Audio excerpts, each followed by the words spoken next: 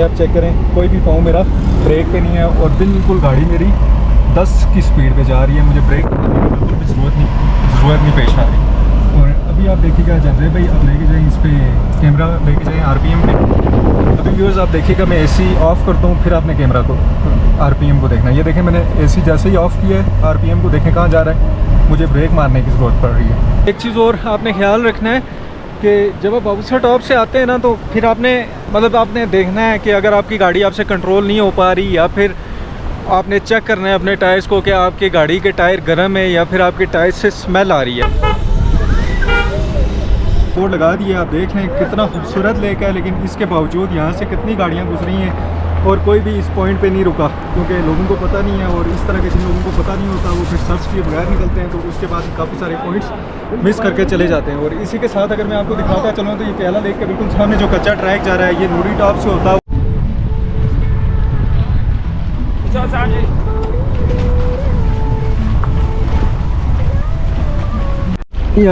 ये अगर इसको मैं हाथ लगाता हूँ, ये बल्कि एक गाड़ी देख के मुझे रुक गई है। लोगों को पता नहीं है, इसलिए लोग यहाँ से तेज़ी से गुजर जाते हैं। किसी को भी इस पॉइंट का पता नहीं है। आप जैसे ही आप इसको हाथ लगाएं, अगर मैं हाथ लगाता हूँ तो बहुत तेज़ी से मेरा हाथ जल रहा है। ये नाश्ते का हम इस तरह करते हैं कि नारायण में अपने क्लाइंट्स को नाश्ता नहीं करवाते। उसकी मेन वजह ये होती है कि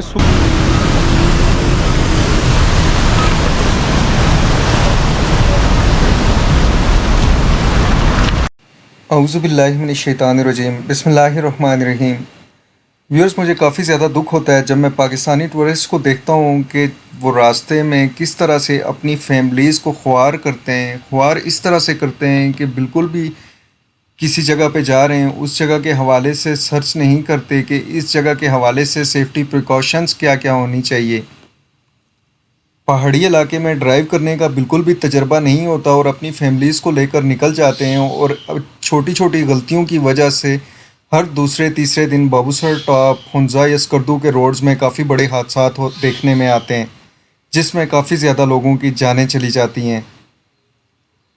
फिर पॉइंट्स का भी बिल्कुल ही पता नहीं होता कि रास्ते में कौन कौन से पॉइंट्स आते हैं। गाड़ी को इस्लामाबाद से दबाते हैं और बाबूसर टॉप जाके ब्रेक लगाते हैं, फिर बाबूसर टॉप से निकलते हैं तो हुंजा जाके ब्रेक लगाते हैं।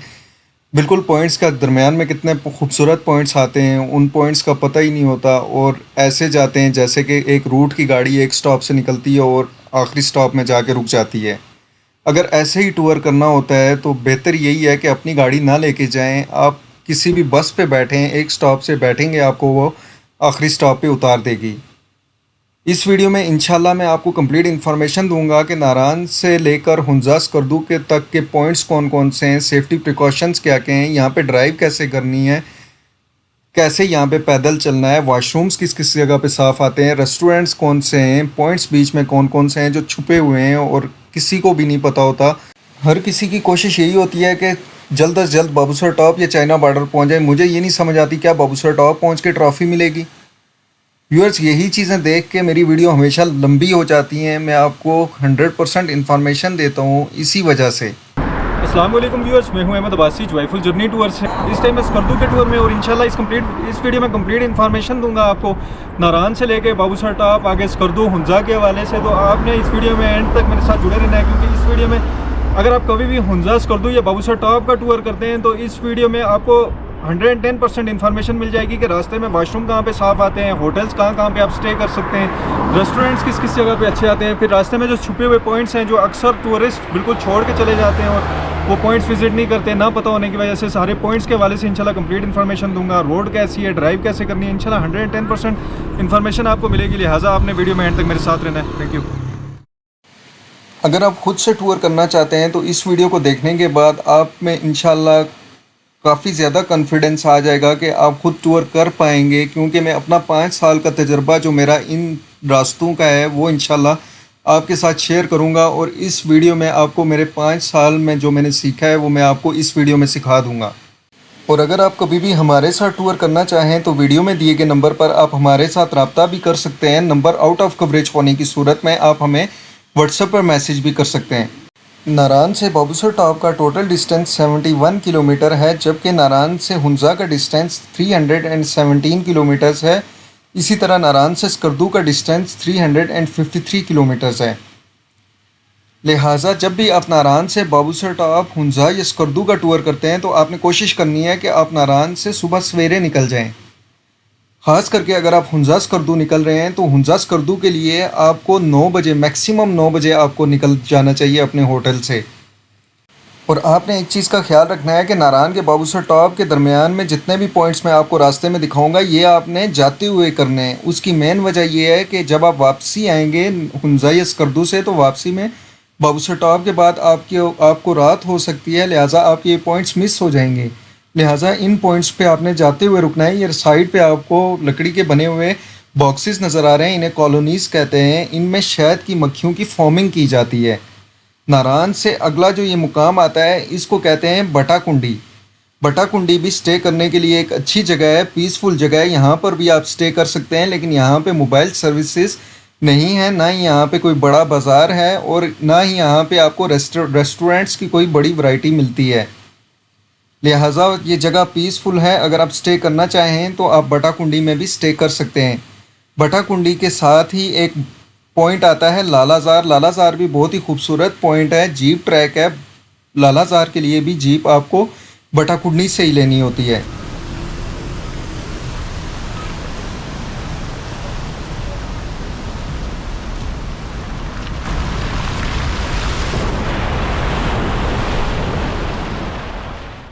अभी आपने देखा कैसे गाड़ी पानी में से गुजरी है। इस तरह के बहुत सारे पानी के झरने आते हैं जिनमें से आपको गाड़ी गुजारनी होती है। इस तरह के पानी वाली जगह से गुजरते हुए आपने अपनी गाड़ी की speed as low as possible रखनी है। उसकी मेन वजह यही है कि इस पानी के नीचे पत्थर होते हैं, वो पत्थर आपको नज़र नहीं आते। आपका टायर ब्रस्ट हो सकता है किसी भी नोकीले पत्थर पे लग के, या फिर इस पानी के नीचे सरिये भी होते हैं, सरिये निकले होते हैं रोड के अंदर से। वो सरिया लग के भी आपके टायर ब्रस्ट हो सकता है। और फिर जब आप तेज़ी से अपनी गाड़ी को इस पानी में से गुजारेंगे तो आपकी सस्पेंशन को काफ़ी ज़्यादा नुकसान पहुंच सकता है। आपकी गाड़ी के बूट्स फट सकते हैं। बूट्स फटने की वजह से आपकी गाड़ी की सस्पेंशन भी ख़राब हो सकती है। लिहाजा आपने पानी में से बिल्कुल आराम से गुजरना है। और बटाकुंडी के बाद अगला मुकाम आता है बड़वई। ये भी बहुत ही खूबसूरत जगह है। यहाँ पे भी चंद एक होटल्स बने हुए हैं। यहाँ पे भी छोटी सी एक मार्केट है। यहाँ भी अगर आप ओवरनाइट स्टे करना चाहें तो इस जगह पे भी आप ओवरनाइट स्टे कर सकते हैं। नारान से बाबूसर टॉप का जो सफ़र है इस बहुत ही दिलकश सफ़र है। इस रोड को most scenic road of Pakistan भी कहा जाता है। नारान से बाबूसर टॉप तक के रास्ते को बहुत ही खूबसूरत किस्म के नज़ारे आते हैं। दरियाए कुनहार के बिल्कुल साथ साथ आप ट्रैवल कर रहे होते हैं। दरियाए कुनहार की कभी आप दाएं और कभी बाएं जानिब सफ़र कर रहे होते हैं।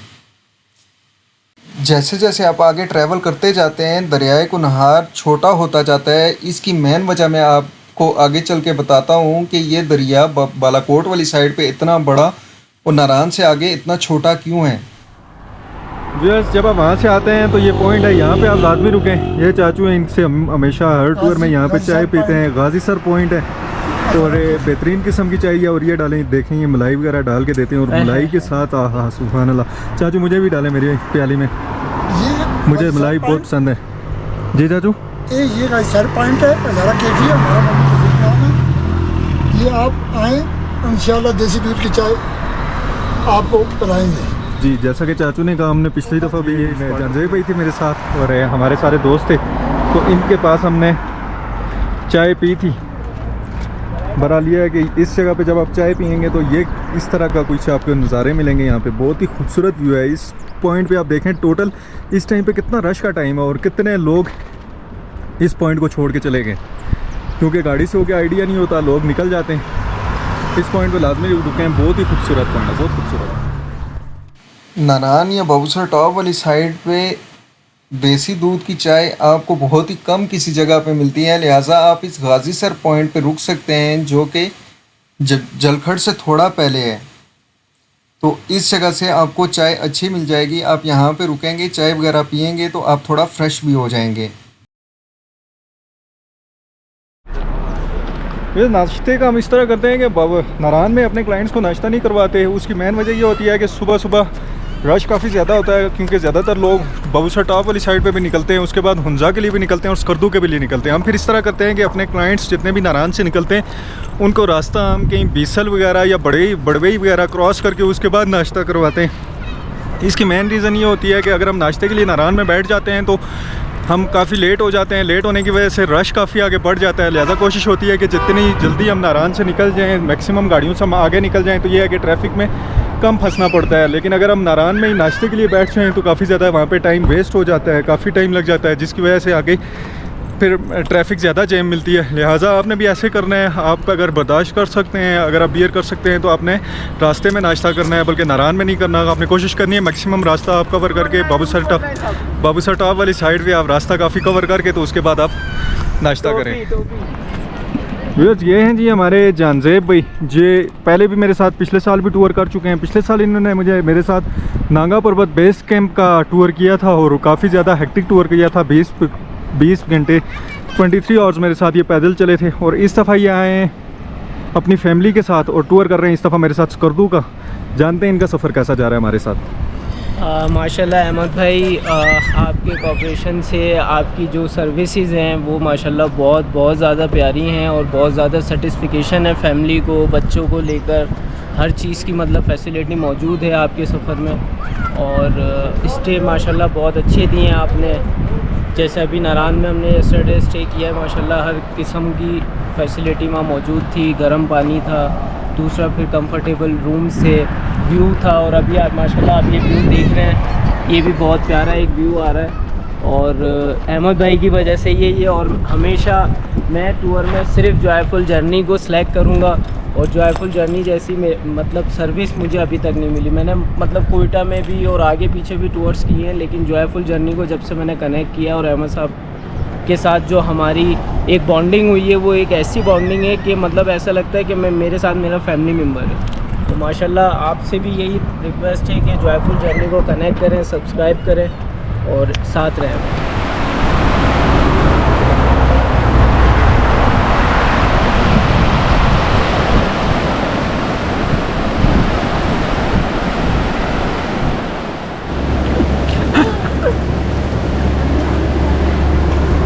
जानते भाई इसमें इस सीनरी में बैठ के हम नाश्ता कर रहे हैं।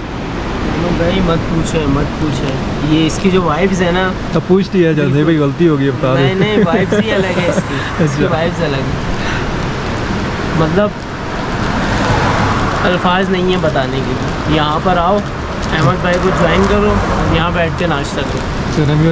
जानते भाई के पास अल्फाज नहीं है, लिहाजा आप समझ सकते हैं कि क्या सुकून है। ये नाश्ता व्यू चेक कर रहे हैं और इस व्यू में नाश्ता मज़ा आ रहा है जी। कितना मज़ा आ रहा है बताओ। बहुत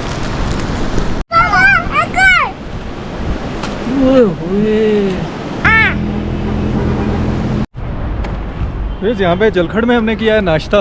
रेस्टोरेंट का नाम था अंदाज़ होटल एंड रेस्टोरेंट। अच्छा था नाश्ता और नाश्ते के साथ साथ व्यू बहुत ही आउट क्लास है। इससे आगे भी रेस्टोरेंट्स अच्छे हैं, वो भी मैं दिखाता हूँ आपको। लेकिन अगर आपने रिवर व्यू वाली साइड पे बैठ के एक अच्छी सीनिक किस्म का नाश्ता करना है तो मैं आपको कहूँगा कि आप यहाँ पे जलखड़ में, जैसे ही आप बड़वई से थोड़ा आगे निकलते हैं तो आपको ये साथ ही आगे जलखड़ मिलता है और जलखड़ में आपको लेफ़्ट साइड पे रेस्टोरेंट नज़र आएगा, अंदाज़ होटल एंड रेस्टोरेंट। और इनकी मैंने आपको सीटिंग वगैरह दिखाई, बिल्कुल दरिया के साथ बहुत ही खूबसूरत किस्म की सीटिंग है। यहाँ पर नाश्ता करने मज़ा आएगा आपको। व्यूअर्स, आपने सुना होगा, कहते हैं कतरा कतरा मिलके दरिया बनता है। जब आप बाबूसर टॉप वाली साइड पे आते हैं तो आपने गौर करना है, दरियाए कुनहार को देख के प्रैक्टिकली समझ आती है कि क्यों कहते हैं कि कतरा कतरा मिलके दरिया बनता है। बाबूसर टॉप के पीछे 2 लेक्स हैं, संबकसर और धर्मसर लेक। उन लेक्स को कहते हैं, एक का नाम है संबकसर और दूसरी का नाम है धर्मसर। इन 2 लेक्स में से अखज़ होता है ये दरियाए कुनहार। और जब ये दरिया स्टार्ट होता है उन लेक्स में से तो बिल्कुल एक पगडंडी की शक्ल का होता है, बहुत छोटा दरिया होता है। लेकिन जैसे जैसे आगे बढ़ता जाता है इसमें काफ़ी ज़्यादा आबशारें, झरने और इस तरह के ग्लेशियर्स के पानी इसमें काफ़ी ज़्यादा मिक्स होते हैं।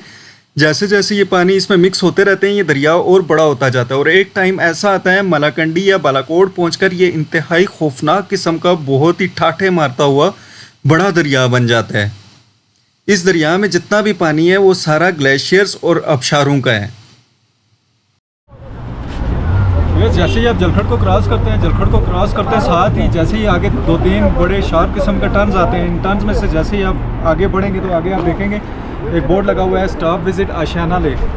ये स्टॉप विजिट आशियाना लेक, यहाँ पे आपने लाजमी रुकना है। यहाँ पे एक लेक है, ये नीचे दिखाइएगा, प्याला लेक। बहुत ही खूबसूरत लेक है ये। इसको पहले प्याला लेक कहते थे, अभी इसका बोर्ड इन्होंने लगा दिया है स्टॉप विजिट आशियाना लेक। आशियाना लेक का इन्होंने बोर्ड लगा दिया। आप देख लें कितना खूबसूरत लेक है, लेकिन इसके बावजूद यहाँ से कितनी गाड़ियाँ गुजरी हैं और कोई भी इस पॉइंट पे नहीं रुका, क्योंकि लोगों को पता नहीं है। और इस तरह के जिन लोगों को पता नहीं होता वो फिर सर्च किए बगैर निकलते हैं, तो उसके बाद काफ़ी सारे पॉइंट्स मिस करके चले जाते हैं। और इसी के साथ अगर मैं आपको दिखाता चलूँ तो ये प्याला लेक के बिल्कुल सामने जो कच्चा ट्रैक जा रहा है, ये नूरी टॉप से होता हुआ ये जाता है सीधा नीलम वैली। नीलम वैली शारदा जाने का ये सबसे शॉर्टेस्ट वे है नारायण से। अगर आप यहाँ से नीलम वैली जाते हैं शारदा वाली साइड पे तो तकरीबन 1 दिन में आप पहुँच जाते हैं, लेकिन जब आप मुजफ्फराबाद वाली साइड से लग जाते हैं तो 2 दिन लग जाते हैं। तो आप 4x4 का ट्रैक है, यहाँ से अगर आपके पास 4x4 है तो आप यहाँ से नीलम वैली बासानी 1 दिन में इजीली पहुँच सकते हैं। रास्ते में बहुत खूबसूरत व्यूज़ आते हैं नूरी टॉप वगैरह के।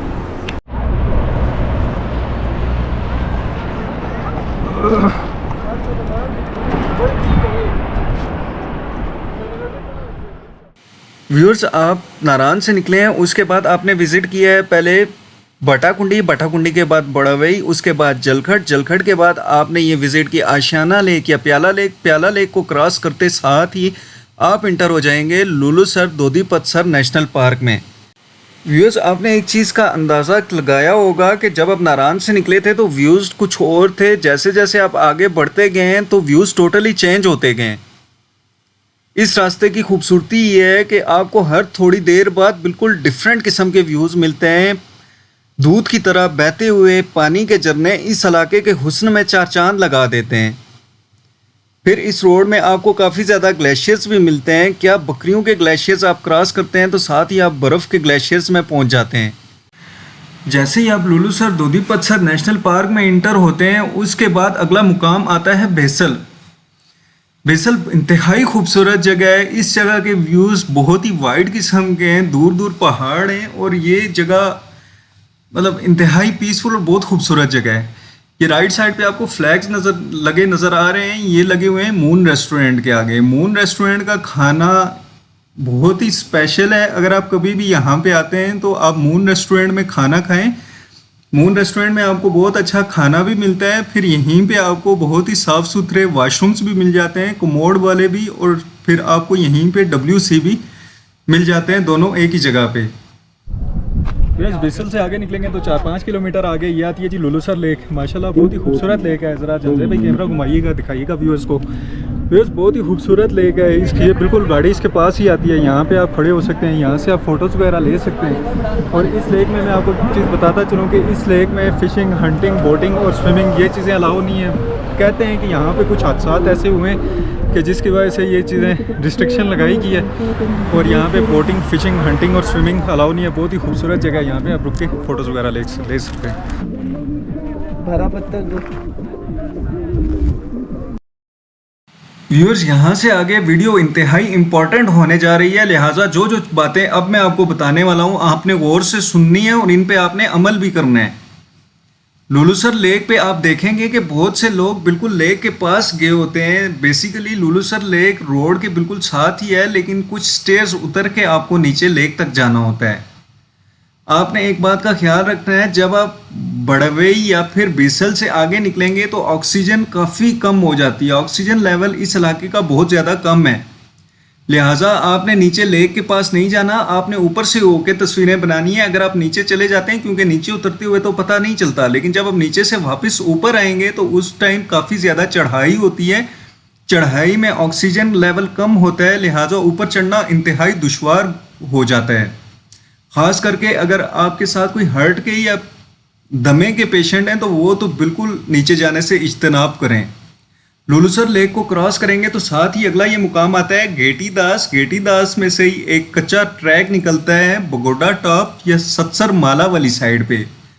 इस ट्रैक, ये भी 4x4 ट्रैक है। अगर इस ट्रैक पे जाते हैं तो इस ट्रैक में ऐसा है कि आपको एक ही जगह पे 6 लेक्स नज़र आती हैं। पहले यहाँ पे बेसिकली 7 लेक्स होती थी, लेकिन 2005 के जलजले के बाद एक लेक जो है वो ख़त्म हो गई। अभी यहाँ पे आपको 6 लेक्स मिलती हैं। ये टोटल जीप ट्रैक जो है वो तकरीबन 1.5 घंटे का है। फिर इसी तरह 1.5 से 2 घंटे पैदल भी चलना होता है। लिहाजा ये जो बगोड़ा टॉप वाली साइड है या फिर सत्सर माला वाली साइड है, ये जगहें इतनी ज़्यादा सेफ नहीं है। आपने फैमिली के साथ इन जगहों पे नहीं जाना। ये आगे आप गाड़ी देख रहे हैं, ये जिगजैग में चला रहे हैं भाई साहब। उसकी मेन वजह ये है, अगर आपकी गाड़ी ऑक्सीजन लेवल काफ़ी ज़्यादा कम होता है बाबूसर टॉप वाली चढ़ाई में, आपकी गाड़ी को चढ़ने में मुश्किल होगी। आप अपनी गाड़ी को ऐसे जिगजैग करेंगे, आपकी गाड़ी का मोशन बनेगा। लेकिन आपने साइड मिरर्स में पीछे भी देखना है, वो ना हो कि जिगजैग करते करते आप पिछली गाड़ी को मार दें। फिर चढ़ाई पे गाड़ी चलाते हुए आपने एक चीज़ का और ख्याल रखना है कि आपने अपनी गाड़ी को ओवर रेस नहीं करना, बल्कि आपकी गाड़ी का आरपीएम 3 से नीचे होना चाहिए। आपने अपनी गाड़ी को बिल्कुल स्लो चलाना है। अपनी गाड़ी को ज़्यादा ओवर रेस ना करें। अगर आप गाड़ी को ओवर रेस करेंगे तो आपकी गाड़ी ओवर हीट हो जाएगी, जिससे आपको काफ़ी ज़्यादा परेशानी का सामना हो सकता है।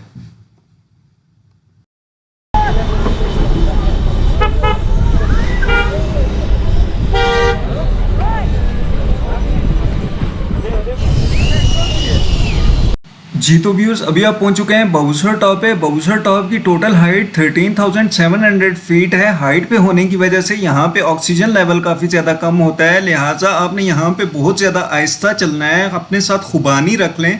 अगर आपको कोई सांस लेने में प्रॉब्लम होता है तो ड्राई खुबानी खाएंगे तो उसके साथ आप बेहतर फील करेंगे।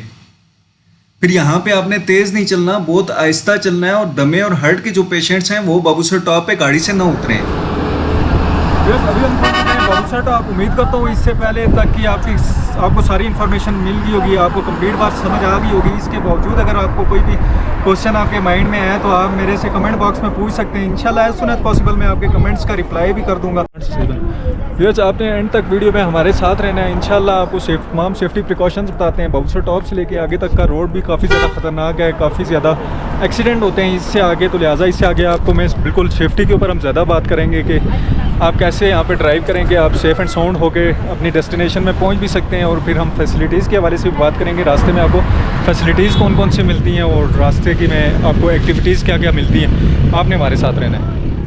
बाबूसर टॉप पे आपको इतने अच्छे वाशरूम्स नहीं मिलते। बहरहाल ये है कि वाशरूम्स बने हुए हैं, अगर आप वाशरूम वगैरह यूज़ करना चाहें तो वो आप यूज़ कर सकते हैं। जबकि यहाँ पे आपको खाने पीने की अशिया भी मिल जाती हैं। सर्दी यहाँ पे काफ़ी ज़्यादा होती है, मतलब यहाँ पे 12, 13, 14 इससे ऊपर टेम्परेचर नहीं होता। लिहाजा आपके साथ अगर बिल्कुल छोटे बच्चे हैं तो आप उनको टोपी वगैरह पहना के तो गाड़ी से बाहर निकालें, क्योंकि ठंडी हवा चल रही होती है। आपको तो फील नहीं होता, लेकिन जो बिल्कुल छोटे बच्चे होते हैं उनके लिए ये सर्दी काफ़ी ज़्यादा मैटर करती है और नुकसानदेह हो सकती है। लिहाजा छोटे बच्चों को गाड़ी से निकालें तो ये जो बाबूसर टॉप से आगे का रोड है ये इंतहाई ख़तरनाक है और बहुत ज़्यादा एक्सीडेंट्स होते हैं और काफ़ी लोगों की जानें चली जाती हैं इस रोड पे ड्राइव करते हुए। आप देखें आपने यहाँ पे ड्राइव कैसे करना है इस रोड पे। आप ये अभी मैं गाड़ी चला रहा हूँ, बिल्कुल हम डाउनवर्ड पे जा रहे हैं और काफ़ी ज़्यादा उतराई है, तकरीबन 40 किलोमीटर्स तक आपको कंटिन्यूस इसी पे जाना होता है। और लोग क्या करते हैं, बहुत ज़्यादा ब्रेक का इस्तेमाल करते हैं, जिसकी वजह से गाड़ी की ब्रेक्स फेल हो जाती हैं, गाड़ी की ब्रेक्स गर्म हो जाती हैं और काफ़ी ज़्यादा एक्सीडेंट होते हैं और काफ़ी लोग यहाँ पे मर जाते हैं हर साल। तो लिहाजा आपने यहाँ पे गाड़ी ऐसे चलानी है कि ये देख लें, जानते भी ज़रा आरपीएम दिखाइएगा। ये देखें फर्स्ट गियर में गाड़ी, आरपीएम मेरा 3 से ऊपर जा रहा है और ये 6 तक 8 तक भी जाएगा अगर मैं इसका गियर चेंज नहीं करूँगा।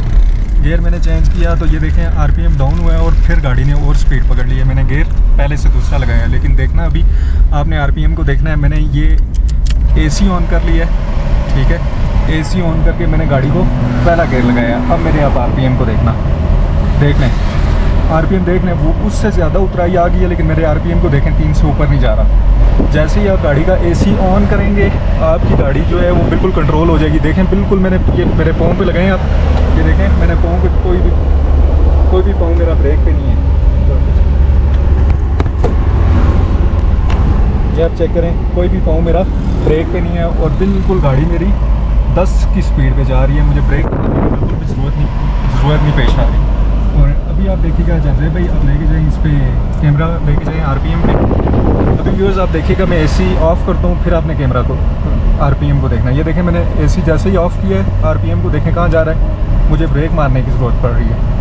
और ये देखें बिल्कुल मेरा इंजन शोर कर रहा है और आरपीएम मेरा देखें 4 से ऊपर चला गया है। और यहीं पे देखें मैंने ये आरपीएम एसी का बटन दबाया और फिर मेरा आरपीएम देखें एकदम मेरी गाड़ी की स्पीड जो है वो स्लो हो जाती है। जैसे ही आप गाड़ी का एसी ऑन करेंगे आपकी गाड़ी के इंजन पे लोड आएगा, जैसे ही आपका इंजन पे लोड आएगा उसके बाद गाड़ी की स्पीड ऑटोमेटिक स्लो हो जाएगी। तो आपको बिल्कुल भी ब्रेक मारने की ज़रूरत नहीं पड़ेगी। अगर आप यहाँ पे ब्रेक पे चलेंगे और इस तरह ये टेक्निक्स इस्तेमाल नहीं करेंगे, आपकी गाड़ी की ब्रेक फेल हो जाती हैं गर्म होकर और उसके बाद एक्सीडेंट के बहुत चांसेस होते हैं। फिर आपने गाड़ी के इंजन को भी यहाँ पे रेस्ट देना है। आपने ऐसा भी नहीं करना कि हर वक्त आप पहले गियर पे चलाते रहें और गाड़ी के इंजन पे बहुत ज़्यादा लोड पड़ता रहे। आपने इस तरह करना है कि जैसे ही आप ये सामने दरजे पे दिखाइएगा, जैसे ही आप सामने देखेंगे ये बिल्कुल सीधा एरिया आ जाता है, बिल्कुल प्लेन एरिया आ जाता है। आप अपनी गाड़ी का एसी भी बंद कर दें और गाड़ी को दूसरे तीसरे गियर पे ले आएँ, गाड़ी के इंजन को थोड़ा सा रेस्ट भी मिल जाएगा और गाड़ी बिल्कुल पुरसकून चलेगी। गाड़ी का इंजन वहाँ तक बिल्कुल ठंडा हो जाएगा, क्योंकि पीछे से आप पहले गियर पे आ रहे थे, आपकी गाड़ी का इंजन थोड़ा सा गर्म हो रहा था और जैसे ही आप सीधे रास्ते पे आए आपकी गाड़ी को तीसरा चौथा गियर लगाया और उसके बाद गाड़ी का इंजन जो है वो दोबारा सुकून में आ गया। और जैसे ही आप उतराई देखेंगे उसके बाद आपने अपनी गाड़ी का एसी ऑन करना है और अपनी विंडोज़ क्योंकि सर्दी होती है यहाँ पे इस टाइम टेम्परेचर जो है वो 14-15 डिग्री है।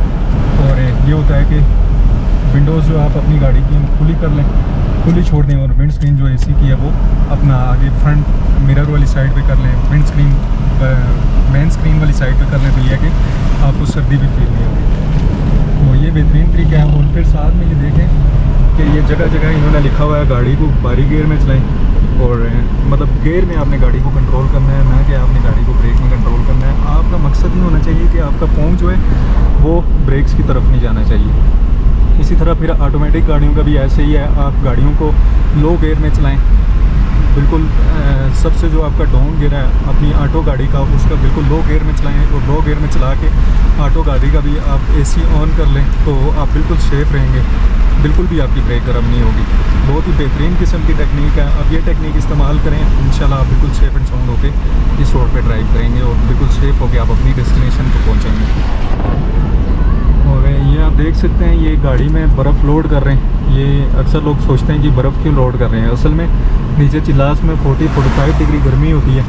तो ये लोग इस तरह करते हैं कि चिलास वाले यहाँ पे ये गाड़ियों वाले आते हैं, यहाँ से बर्फ़ लोड करते हैं और नीचे चिलास लेके जाते हैं। वहाँ पे दुकानदार, वहाँ के रिहायशी लोग जो हैं वो इनसे 50 रुपये का शापर ख़रीदते हैं। तो यहाँ से सुबह आते हैं, गाड़ी लोड करके लेके जाते हैं, शाम तक इनकी बर्फ़ वहाँ पर सेल हो जाती है।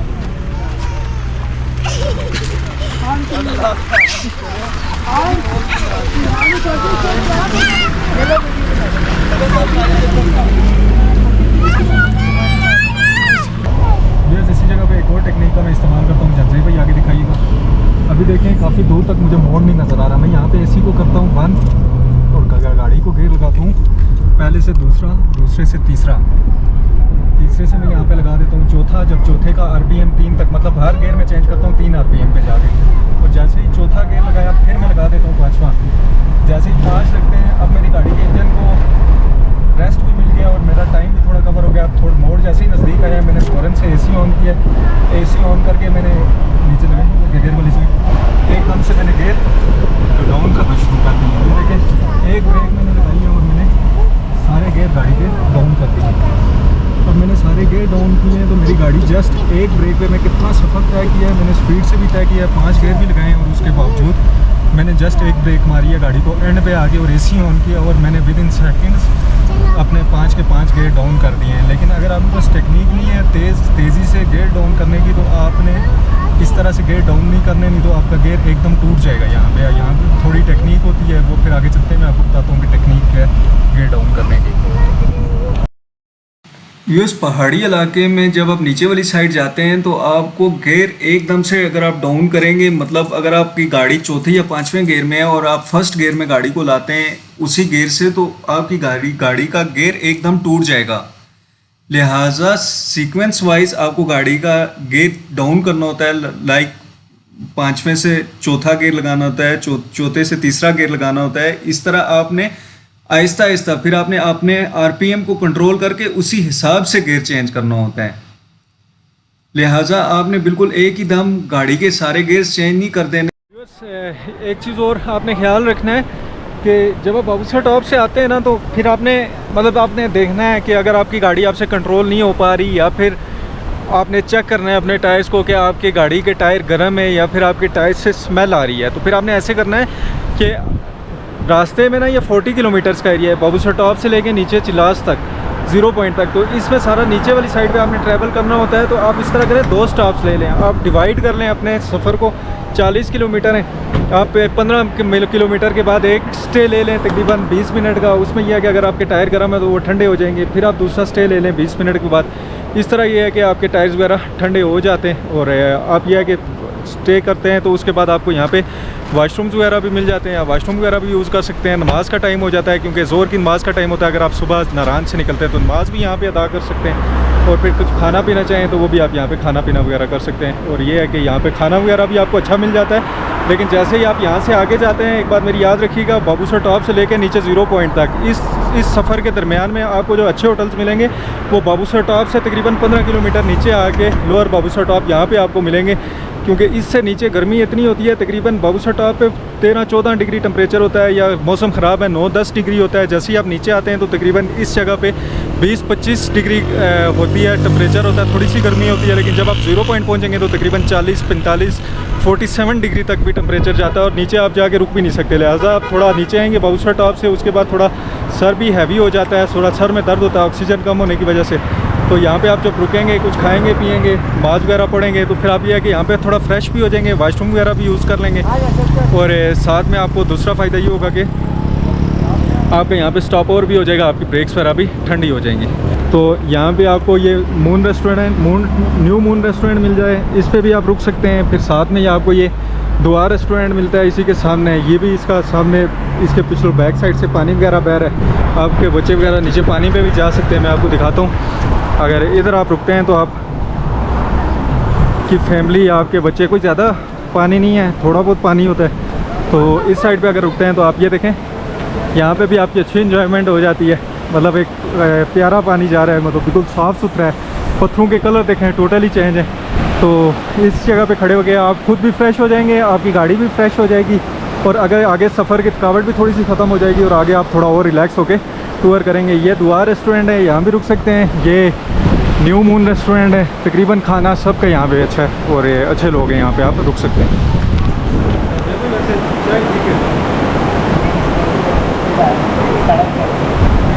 भाई नाम क्या आपका? उधर देखते ये उस्मान भाई है। और ये कौन सी जगह? ये बाबूसर लेना।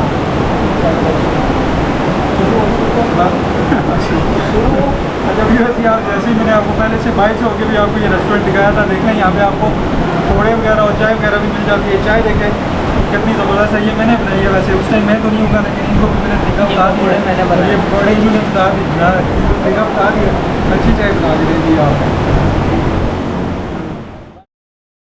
व्यूअर्स, यहाँ पे आपने एक चीज़ का बहुत ख्याल रखना है। यहाँ पे बड़ा अफसोस होता है कि इंसानी जानों के साथ खेला जा रहा है, और मतलब किसी को कोई परवाह नहीं है, किसी को कोई एहसास नहीं है कि हम ये क्या कर रहे हैं। जस्ट एक 400 रुपये के लिए क्या करते हैं कि ऊपर से जो लोग आते हैं उनकी गाड़ियों के टायर बिल्कुल गर्म हुए होते हैं। अभी आप ये देख लें उतराई कैसी है, मतलब जिन्हें पता नहीं होता वो तो फुल ब्रेक पे ही आते हैं, उनकी टायरों को एक किस्म की आग लगी होती है, इतने गर्म किए होते हैं टायर। क्योंकि 40 किलोमीटर बिल्कुल ऐसा ही रोड है, टायर पूरे गर्म किए होते हैं। फिर आगे रास्ते में जो सर्विस स्टेशंस वाले होते हैं, मतलब जगह जगह वो पाइप लगा के खड़े होते हैं, वो आवाज़ मारते हैं कि आप गाड़ी रोके टायर ठंडे करवाएं, और वो आपके गर्म टायरों पे ठंडा पानी मार देते हैं, जुल्म करते हैं। वो 50-100 रुपया तो वो तो ले लेते हैं, लेकिन उसके बाद ये होता है कि आपकी गाड़ी की जो ब्रेक काम करती है वो ब्रेक काम करना बिल्कुल ही छोड़ देती है। मेरे अंदाजे से ब्रेक बहुत डाउन हो जाती है, और उसकी आपकी गाड़ी के ब्रेक्स के जो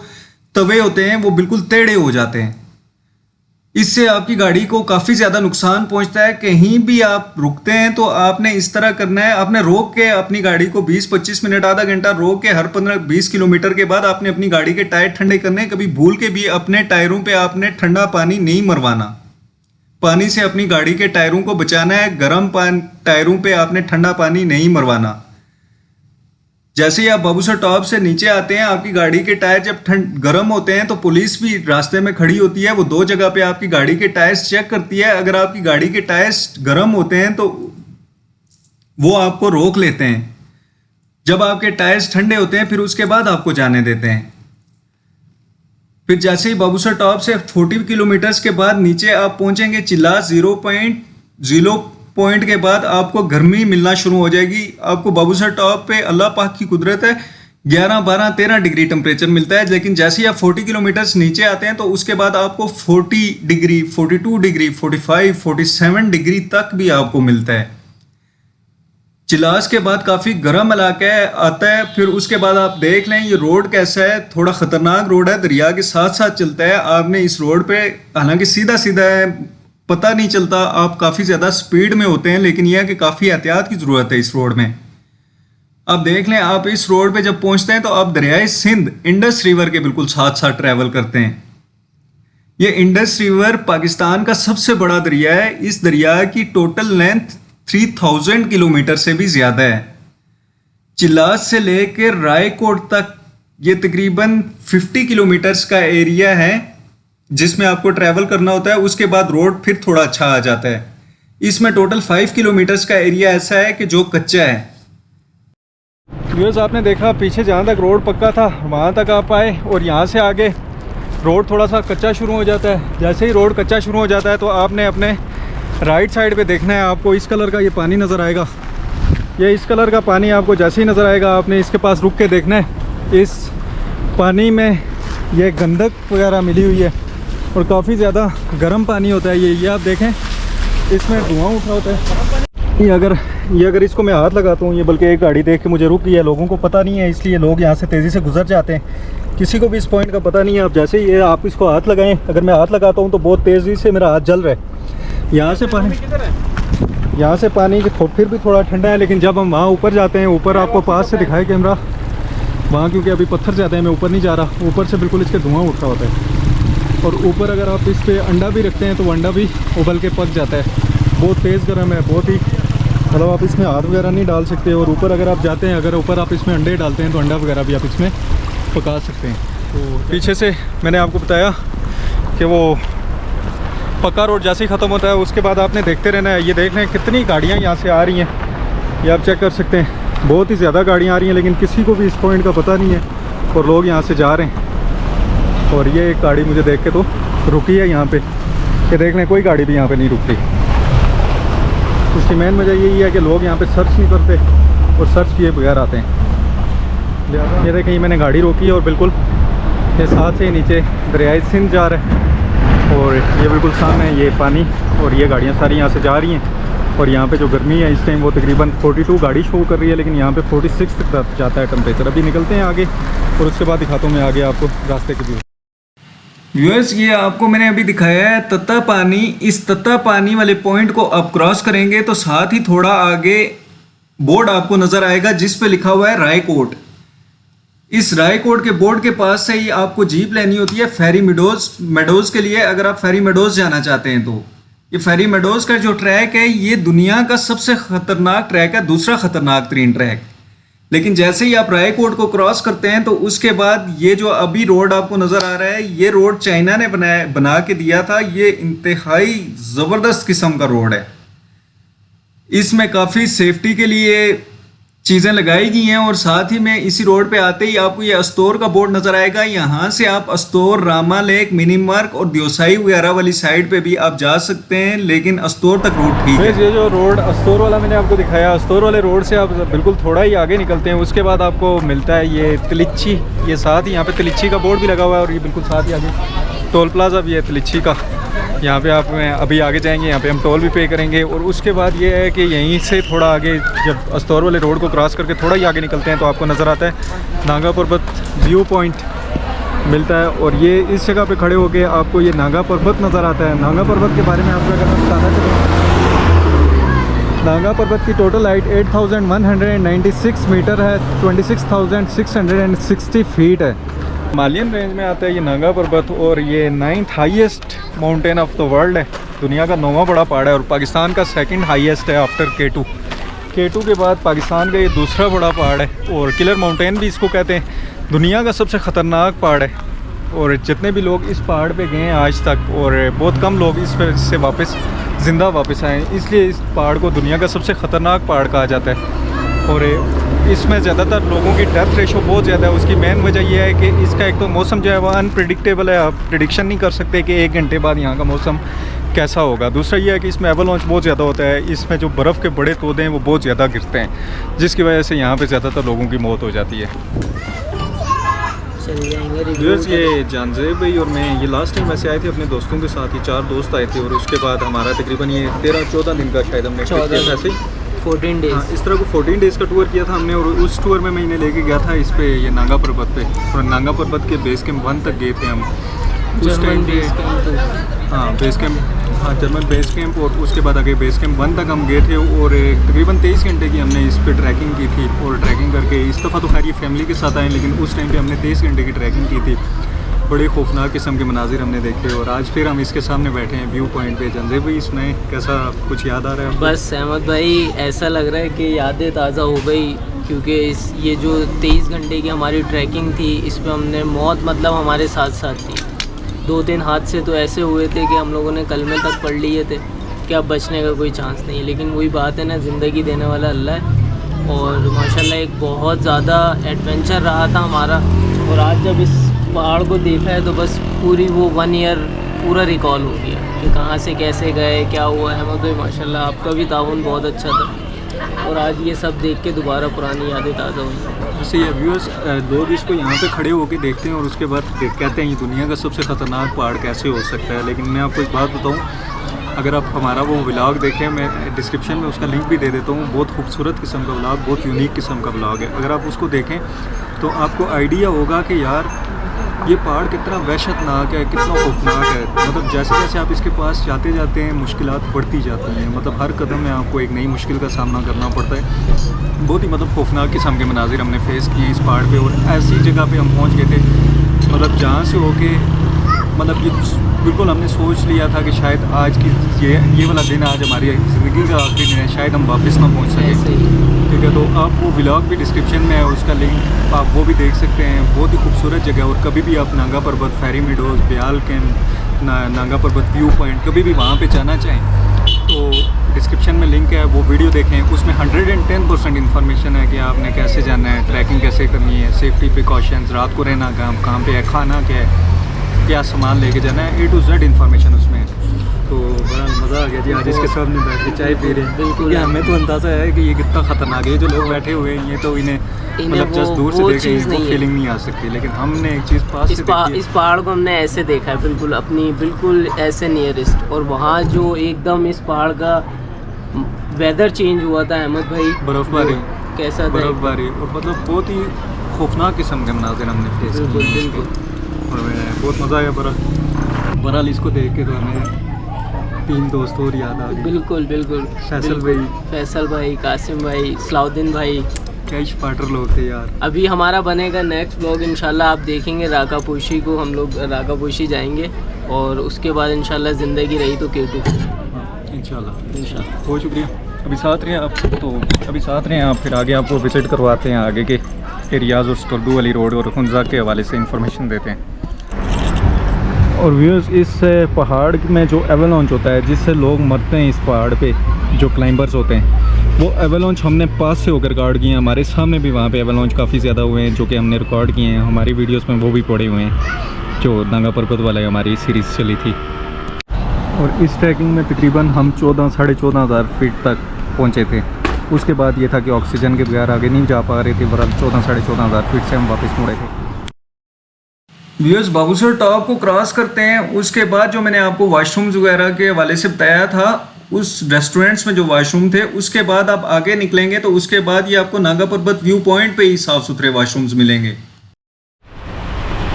फ्यूल का ये है कि आपको पीछे गिनी दिखाया, वहाँ से भी आप फ्यूल फिल कर सकते हैं। बहरहाल मेरी गाड़ी का तकरीबन 45-50 लीटर का टैंक है, कोरोला है, तो मैं इस तरह करता हूँ कि बालाकोट से फ्यूल फिल करता हूँ, उसके बाद या फिर गिनी से, कभी चिलास में वहाँ पे रश ना हो तो वहाँ से फिल कर लेता हूँ। अगर वहाँ पे रश वगैरह हो तो फिर मैं यहाँ पे आके जगलोड़ से फ्यूल फिल कर लेता हूँ। लिहाजा आप फ्यूल पीछे गिनी से भी फिल कर सकते हैं, लेकिन अगर आपकी गाड़ी का टैंक बड़ा है तो आपकी गाड़ी यहाँ जगलोड़ तक पहुँच जाएगी।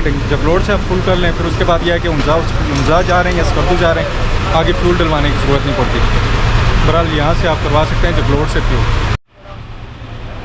जगलोड़ का बाज़ार जैसे ही क्रॉस करते हैं, बाज़ार क्रॉस करने के बाद ये आता है टोटल का पंप, और इस टोटल के पंप से आप फ्यूल फिल करवा लें।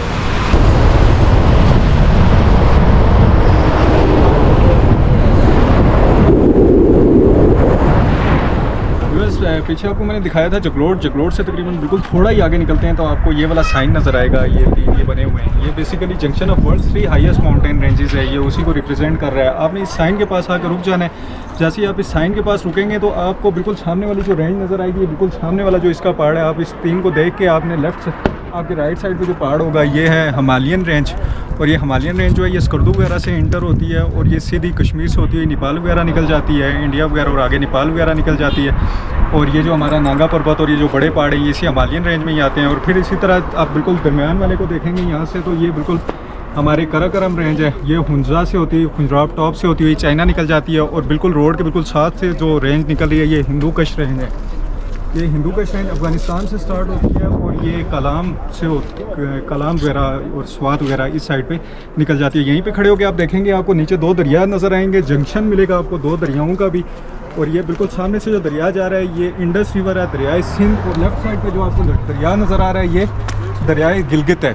और बिल्कुल इसी दरिया के ऊपर ही आपको एक ब्रिज नज़र आ रहा है, हिस्टोरिकल पर्वत पुल कहते हैं इसको। ये तकरीबन 150 ईयर्स ओल्ड है, तो लाजमी आप इस जगह पे रुक सकते हैं। ये दुनिया की एक ऐसी वाइड जगह है कि जहाँ पे ये दुनिया के 3 बड़े पहाड़ी सिलसिले आपस में मिलते हैं। ये वर्ल्ड्स हाईएस्ट माउंटेन रेंजेस हैं जो इस जगह पे एक पॉइंट पे आपस में मिलती हैं। लिहाजा बहुत यूनिक जगह है जहाँ पे आप लाजमी रुकें और इस जगह को विज़िट करें आप। Viewers, junction of world's 3 highest mountain ranges के साथ ही आगे 2 रोड डिवाइड हो रहे हैं। एक रोड जो सीधा निकल जाता है ये है जा रहा है जी हुंजा, और दूसरा रोड राइट होते हैं तो आप स्कर्दू वाली साइड पे निकल जाते हैं। लेकिन इस टाइम पे अभी मैं क्योंकि हुंजा स्कर्दू जा रहा हूँ, लिहाजा अगर आपने हुंजा जाना है तो फिर भी आपने वीडियो में एंड तक जुड़े रहना है, क्योंकि हुंजा के हवाले से भी मैं आपको इन्फॉर्मेशन दूंगा और ये भी बताऊंगा कि आप हुंजा और स्कर्दू का टूर कैसे साथ कर सकते हैं। व्यूअर्स, इस पॉइंट से हुंजा के लिए भी तकरीबन 3 से 4 घंटे लगते हैं, और अगर यहाँ से अगर आप स्कर्दू वाली साइड निकलते हैं तो स्कर्दू वाली साइड पे भी आपको 3 से 4 घंटे लगते हैं। JSR कहते हैं यहाँ से स्कर्दू जाने वाले रोड को जगलोड़ स्कर्दू रोड। व्यूअर्स, ये रोड आप देख लें, जब आप इस रोड पे आप ट्रैवल कर रहे हैं तो आप दरियाए सिंध के साथ साथ ट्रैवल करेंगे, और अगर आप हुंजा वाली साइड पे जा रहे हैं तो आप दरियाए गिलगित के साथ साथ ट्रैवल करेंगे।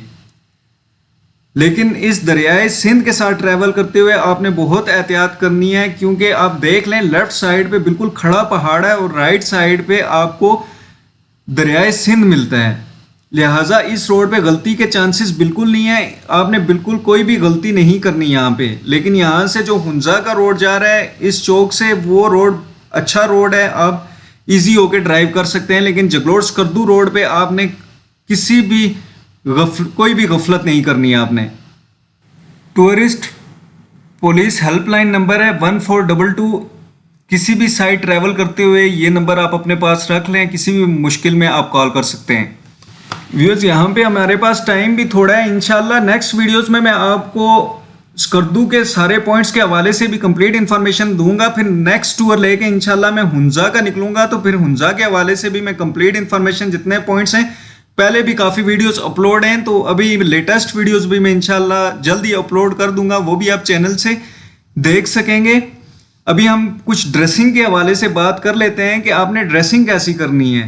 व्यूअर्स, जब आप नारायण से हुंजा या स्कर्दू के लिए निकल रहे हैं तो आपने अपने बिल्कुल नॉर्मल कपड़े पहनने हैं, पतले कपड़े ही जो आप नॉर्मल रूटीन में पहनते हैं, गर्मियों वाले वही कपड़े पहनने हैं। उसकी मेन वजह यह है कि आपको सर्दी पूरे रास्ते में सिर्फ बाबूसर टॉप पे मिलती है। बाबूसर टॉप पे टेम्परेचर काफ़ी डाउन होता है, ऑक्सीजन लेवल काफ़ी कम होता है। ऑक्सीजन लेवल कम होने की वजह से आप ज़्यादा देर बाबूसर टॉप पे रुक नहीं सकते। ज़्यादा से ज़्यादा आप 15 से 20 मिनट के लिए आप बाबूसर टॉप पे रुकेंगे। लिहाजा आप अपना अपर जैकेट्स वगैरह जो हैं वो अपनी गाड़ी में बैग से निकाल के रख लें। जब आपको बाबूसर टॉप पे ज़रूरत पड़े तो आप वो जैकेट अपर पहन लें। अदरवाइज़ जब आप बाबूसर टॉप से आगे निकलेंगे, चिलास वगैरह वाली साइड पे आएंगे तो आपको काफ़ी गर्म मौसम मिलेगा, और अगर आपने सर्दियों वाले कपड़े पहने हुए तो फिर आप बहुत ज़्यादा तंग होंगे सफ़र में। इसलिए आपने नॉर्मली कपड़े पहनने और जैकेट्स वगैरह अपने साथ रख लें। व्यूअर्स, हुंजा अगर आप जा रहे हैं तो हुंजा के हवाले से एक वीडियो मेरी अपलोड है बास्कुची टॉप की। बास्कुची टॉप एक छुपा हुआ पॉइंट है, बहुत ही खूबसूरत जगह है। उस जगह का व्लॉग भी आप मेरे चैनल से देख सकते हैं, जबकि अगर आप स्कर्दू के लिए द्योसाई वगैरह के व्लॉग भी मेरे अपलोड हैं, द्योसाई वगैरह के व्लॉग्स भी देख सकते हैं। बहरहाल जब आप स्कर्दू वाले रोड पे इंटर होते हैं तो स्कर्दू वाले रोड पे आपको होटल, रेस्टोरेंट्स वगैरह या फ्यूल स्टेशन वगैरह बहुत ही कम मिलते हैं। इस तरह की फैसिलिटीज़ या आबादी वाले इलाके आपको स्कर्दू वाले रोड पे काफ़ी कम मिलते हैं। लिहाजा आपने जगलोड से ही मेक श्योर कर लें कि आपने जगलोड से ही अपनी गाड़ी का फ्यूल वगैरह रिफ़िल करवा लेना है। कोई खाने पीने की चीज़ें ले लें, हल्का फुल्का ज़ाहिर है रास्ते में मार्केट्स आती हैं, आपको मिल भी जाता है, लेकिन जिस तरह की फैसिलिटीज़ आपको हुंजा जाते हुए मिलती हैं, इस तरह की फैसिलिटीज़ आपको स्कर्दू रोड पे नहीं मिलती। या आप देख लें, स्कर्दू रोड ज़्यादातर बिल्कुल ड्राई माउंटेन्स हैं, लिहाजा इस इलाके में आबादी थोड़ी कम है। और आपने कोशिश करनी है कि आप रात होने से पहले पहले ही हुंजा या स्कर्दू पहुंच जाएं। उसकी मेन वजह ये होती है कि अगर रात हो जाए तो पहाड़ों के ऊपर से अगर पत्थर आते हैं तो वो पत्थर आपको नज़र नहीं आते। अगर आप दिन में ट्रैवल कर रहे हैं तो दूर से पत्थर आपको नज़र आ जाता है, अगर पहाड़ के ऊपर से आ रहा है तो। व्यूअर्स, मैं उम्मीद करता हूँ आपको वीडियो पसंद आई होगी, और अगर आपको वीडियो पसंद आई है तो प्लीज़ वीडियो को लाइक करें, और कमेंट में मुझे आपने ज़रूर बताना है कि आपको वीडियो कैसी लगी है। अगर फिर भी आपको किसी चीज़ की समझ नहीं आई, कोई कन्फ्यूजन है, तो आप मुझे कमेंट बॉक्स में पूछ सकते हैं। इंशाल्लाह एज सुन एज पॉसिबल मैं आपके कमेंट्स का रिप्लाई कर दूंगा। और अगर आपने अभी तक चैनल सब्सक्राइब नहीं किया तो प्लीज़ चैनल को भी सब्सक्राइब कर लें और बेल आइकन भी दबा दें, ताकि मज़ीद आने वाली वीडियोज़ की ताज़ा तरीन नोटिफिकेशंस आपको बर वक्त मिलती रहें। यहाँ पे मैं आपको एक चीज़ एंड में और बता देता हूँ, अगर आप रात में गाड़ी ड्राइव कर रहे हैं तो आपने रात में गाड़ी ड्राइव करते हुए अपनी गाड़ी की लाइट्स डिम रखनी है, फुल पे नहीं रखनी। ये पहाड़ी इलाका है, अगर आप पहाड़ी इलाके में अपनी गाड़ी की लाइट्स फुल रखेंगे तो जो सामने से गाड़ी आएगी उन्हें नज़र कुछ नहीं आएगा, और आपकी लाइट उनकी आंखों में पड़ने की वजह से शार्प टर्न्स होते हैं, थोड़ी देर के लिए भी अगर उन्हें नज़र कुछ नहीं आता सामने वाली गाड़ी वाले को, तो बहुत बड़े हादसे का शिकार हो सकता है वो। लिहाजा आपने सामने वाले का बिल्कुल ख्याल रखना है, और रात को गाड़ी चलाते हुए आपने अपनी गाड़ी की लाइट्स बहुत डिम में ही रखनी है। आपने अपनी गाड़ी की लाइट्स को फुल नहीं करना। अगर आप कभी भी हमारे साथ टूर करना चाहें, हमारी सर्विसेज अवेल करना चाहें, तो आप वीडियो में दिए गए नंबर पर आप हमारे साथ रब्ता कर सकते हैं। नंबर आउट ऑफ कवरेज अगर होता है, क्योंकि मैं ज़्यादातर ट्रैवल में होता हूं, तो आप मुझे व्हाट्सएप पर मैसेज भी छोड़ सकते हैं। इंशाल्लाह एज सुन एज पॉसिबल आपके मैसेजेस का मैं रिप्लाई कर दूंगा। और आपने अपनी दुआओं में याद रखना है। बहुत शुक्रिया। अल्लाह हाफिज़।